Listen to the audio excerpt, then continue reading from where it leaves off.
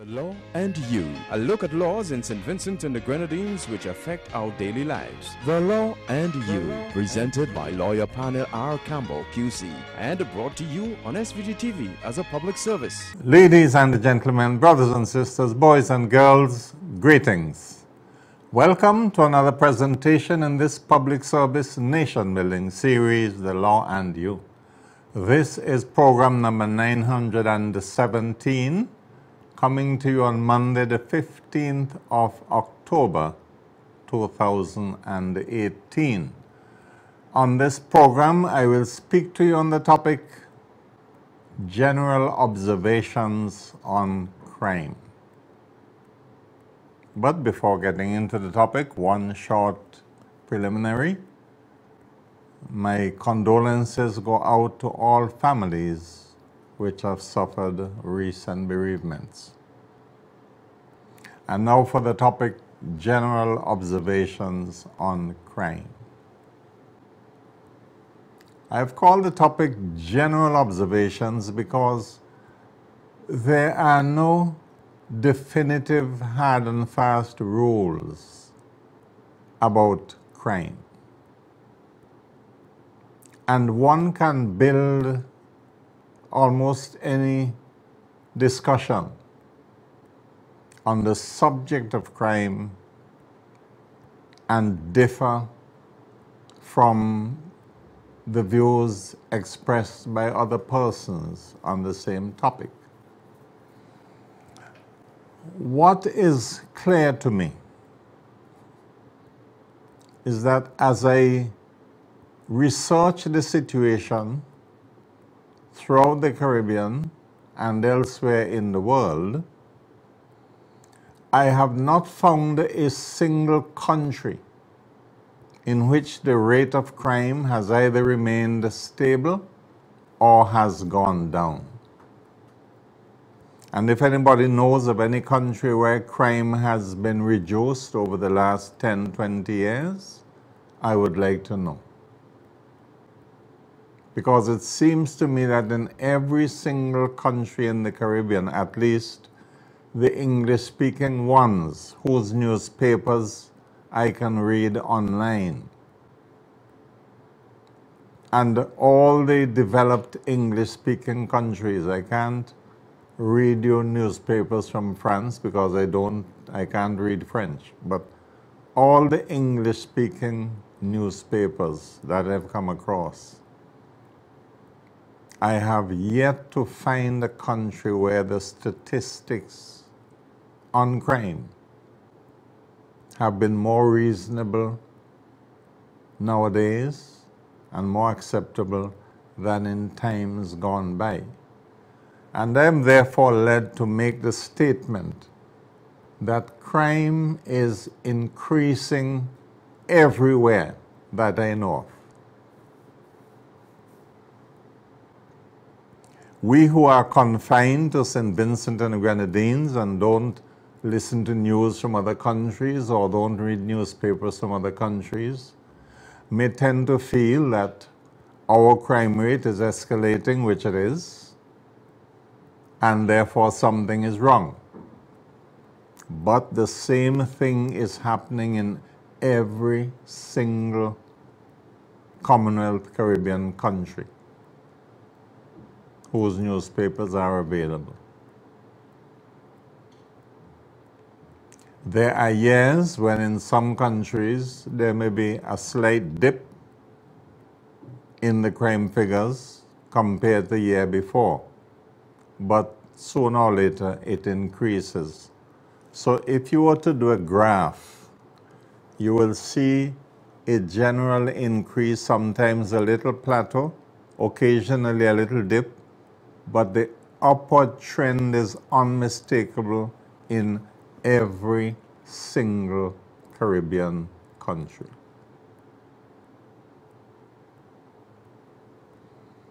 And therefore, those who pledge that they can do something about crime and they can do something about the statistics and they can bring about a reduction in crime, are perhaps intending to buck the trend. Now, every government in the Caribbean, and I want to let us confine ourselves to the Caribbean, every government is facing a crisis where crime is concerned.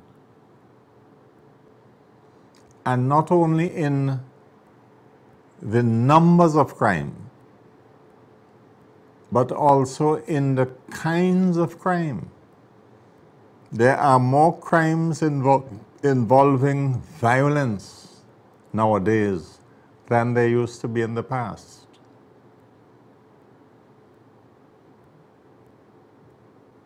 And in all Caribbean countries, there is an unmistakable trend of an increase in crimes involving guns, firearms.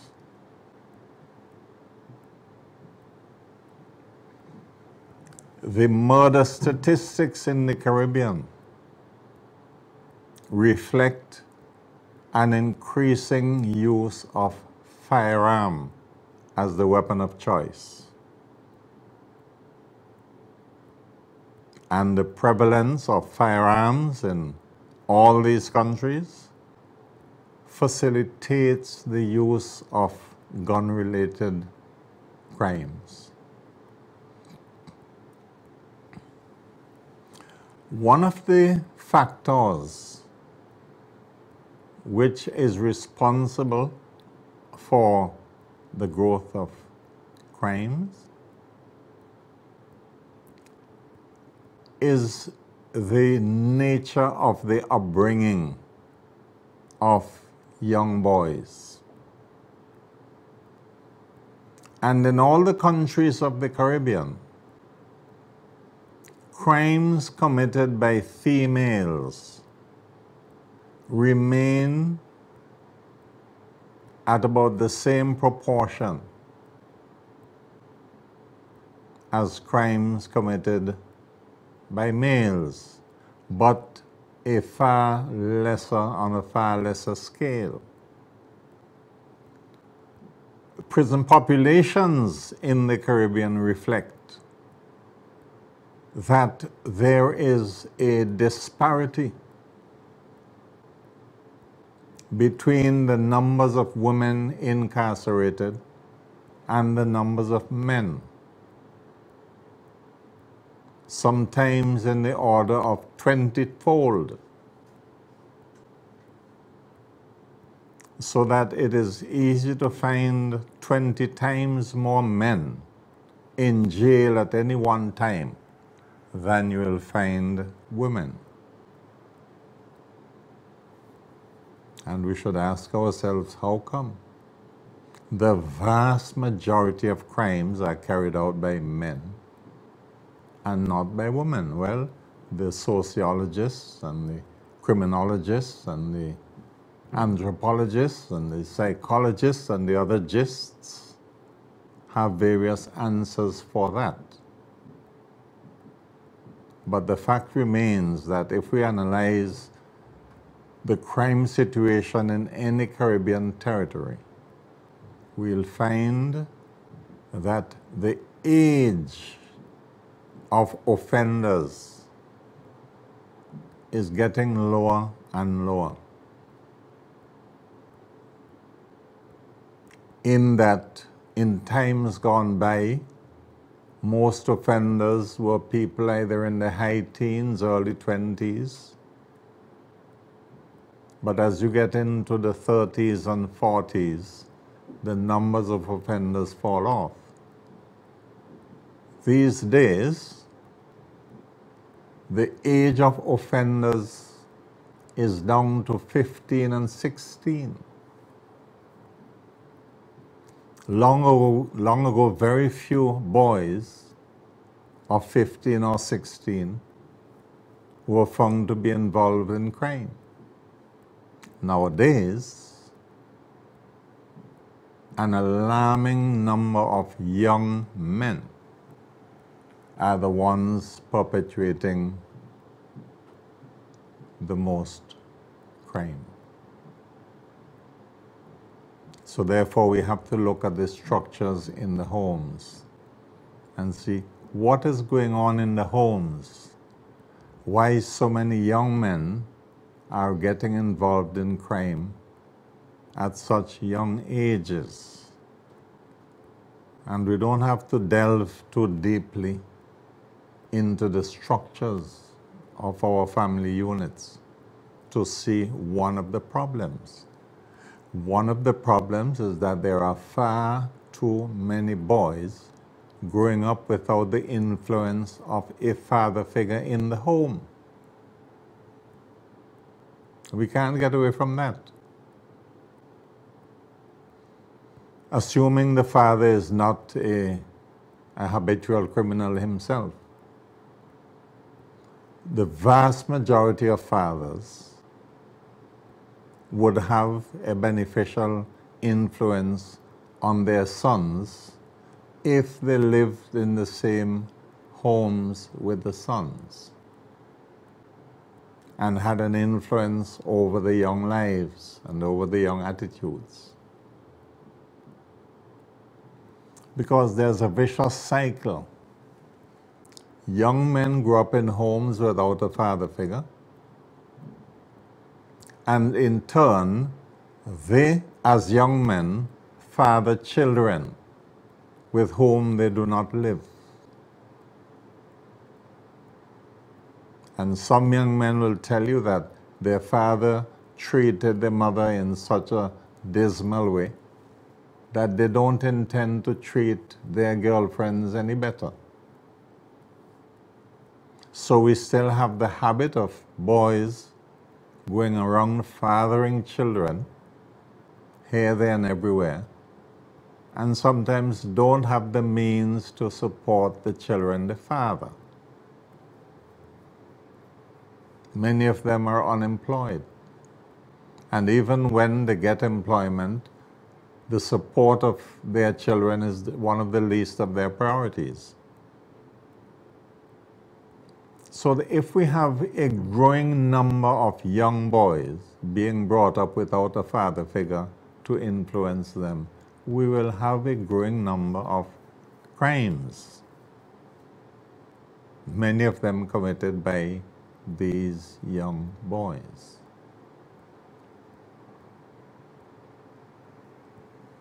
Some of these boys have been sent to school when they were young, and since discipline has effectively been removed from schools, they have gone through schooling without getting the necessary disciplining that used to be the case in long-time days.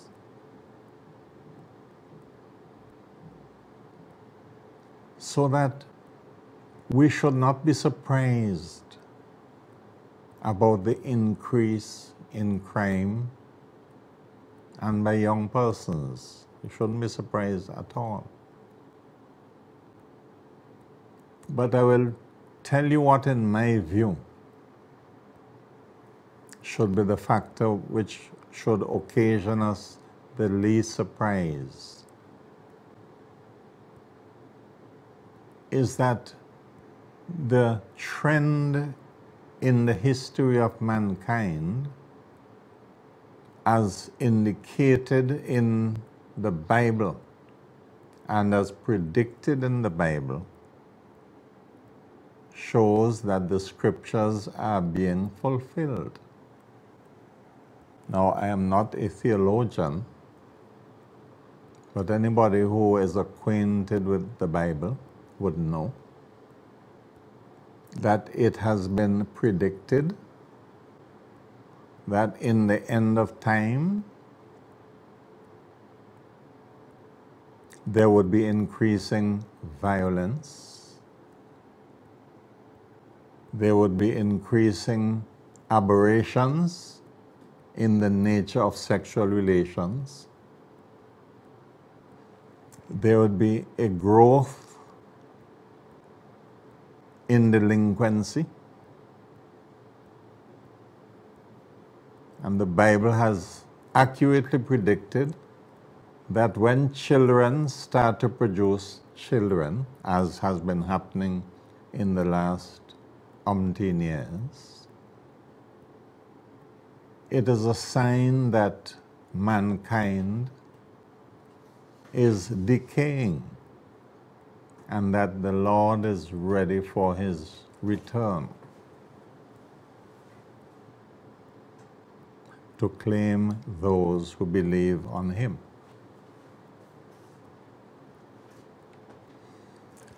We can't expect that the Bible would not be fulfilled. And a lot of the trends in modern societies have been anticipated and predicted in the Bible. You may not like what I'm saying,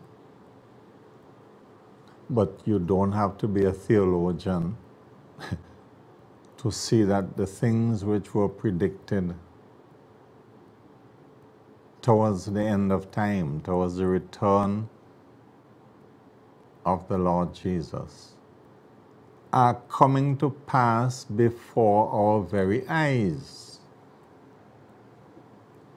And if you listen to the brethren on Encounter night after night, these are many of the themes which they speak about. I don't know if somehow we believe that what is in the Bible, we'll put that on hold and don't really bother with it and try to look for explanations of the decay in mankind. But our societies are decaying, predictably so.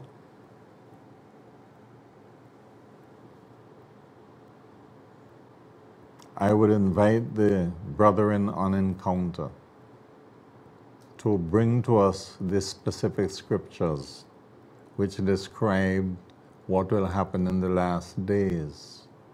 And you will see, quite apart from the physical phenomenon of increasing in pestilences and increases in earthquakes and natural disasters, quite apart from those which are happening with increasing frequency and intensity. Quite apart from all of that, the nature of man is deteriorating. We no longer care for each other as we used to, even in the St. Vincent and the Grenadines. Family structures are decaying. Most quarrels you hear nowadays involve members of the same family. A lot of the cases going before the court, particularly over land, involve members of the same family. Where is the love? Where is the unity? Where is the togetherness? It is disappearing.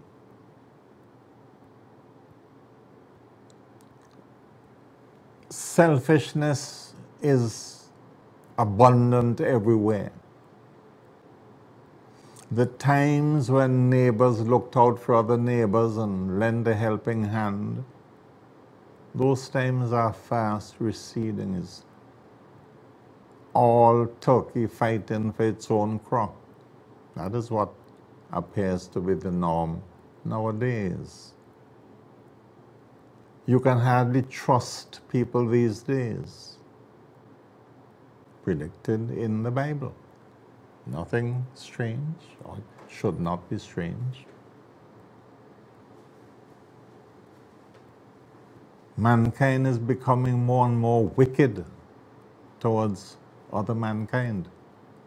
When you listen to what is going on in the Middle East, it shows you that mankind is rapidly approaching self-extinction. There is no news bulletin you can hear on any of the major international news sources that don't involve the wanton killing in various conflicts in Europe and many in Africa, where humans are exterminating other humans. We hear last night on the news of threatened starvation in parts of the world, and you saw some television pictures of people like skin and bones, almost skeletal in their appearance because of famine. And many of these famines are triggered by domestic conflicts, which spill over into international conflicts, creating the largest refugee crisis the world has ever known, where so many millions of people have been uprooted from their own home countries and are seeking refuge in other countries, where many of them are being brutalized. Now, when you read these things and you go back and read the Bible, you'll see, wait, this is perhaps what was spoken about that would happen towards the end of time.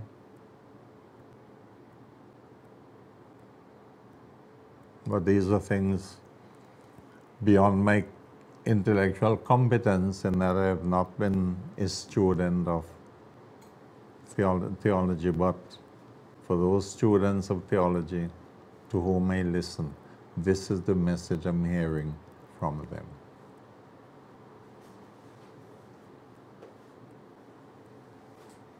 And there comes a time when mankind behaves so much at variance from what the Creator taught that the Creator usually decides to take care of them. In other words, He decides to punish them. If you go back to Genesis, you will see that when mankind had become so evil that the Creator decided He will destroy man from the face of the earth. And He ordered Noah to build the ark. Well, there comes a time when mankind behaves in such a way that the Creator intervenes and deals with mankind. So that brings me right back to crime. As long as there are people in St. Vincent and the Grenadines, crime will increase once the Lord tarries. And there is nothing governments can do effectively to stamp out the causes of crime. They can deal with the consequences of crime. That is the court system and the penal system. But as to preventing crime happening, how are governments going to prevent crimes from happening?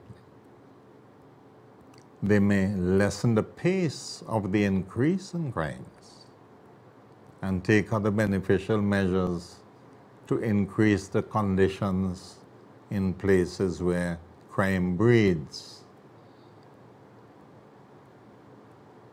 But to promise that crime would be dealt with and eradicated, that's not going to happen. Not going to happen. I will prepare a program on what I feel are the weaknesses of the judicial system, because I do believe that well-meaning but misguided sentiments in the judicial system are making the problems worse. Because over the years, the trends in the judicial system by the senior judges in our appeal courts and the Privy Council is to lessen and lessen the severity of punishment, so that many criminals laugh at the system because if caught and convicted, the treatment meted out to them does not amount to punishment so as to be a deterrent to those who are contemplating committing crimes. And the senior judges sit happily in their domain, want to treat all offenders with kid gloves and believe that all offenders need is to be mollycoddled and that somehow they will come out as model citizens. Well, I beg to differ from the evidence of my own eyes. As a senior citizen of 73 years, I have seen what I have seen. And there is a place for the concept of punishment. But the judiciary seems to want to abolish punishment. So whereas the Russian novelist Dostoevsky wrote his mammoth treatise on crime and punishment,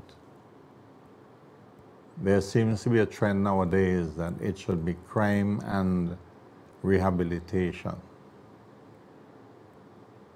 So removing punishment from the homes, removing punishment from the schools, and we try to remove punishment from the prisons.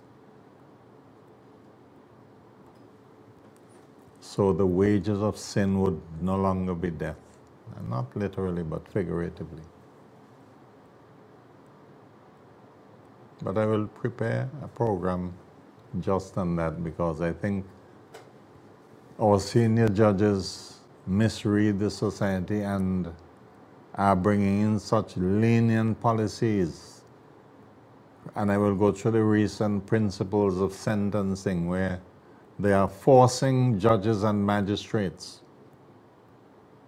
to impose lesser and lesser penalties. And even when the governments through the parliaments increase the punishment, the judiciary is finding a way to minimize the same punishment that Parliament is trying to impose.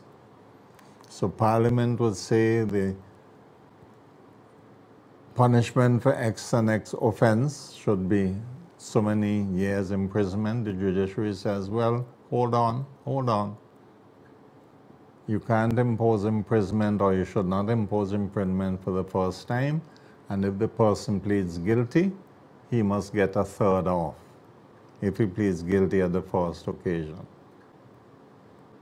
So whereas the parliaments are trying to do what they can to impose punishment, the judiciary, unfortunately, are being forced to decrease punishment. And when you lose the correlation between crime and the punishment, then you are surrendering the battle. And I'm sorry to say, you are practically encouraging those who would commit crime to commit the crimes knowing that the so-called punishment would be tinged with leniency. But I will speak some more on the topic on another program, not necessarily next week's program, but a subsequent program. I hope I have said enough to provoke some discussion on the topic. So that is all from this program of The Law and You. I look forward to being of further service to you next week, Monday TV, for another presentation in this public service nation building series, The Law and You. Do have a pleasant week, ladies and gentlemen, brothers and sisters, boys and girls, and may the good Lord continue to bless us all.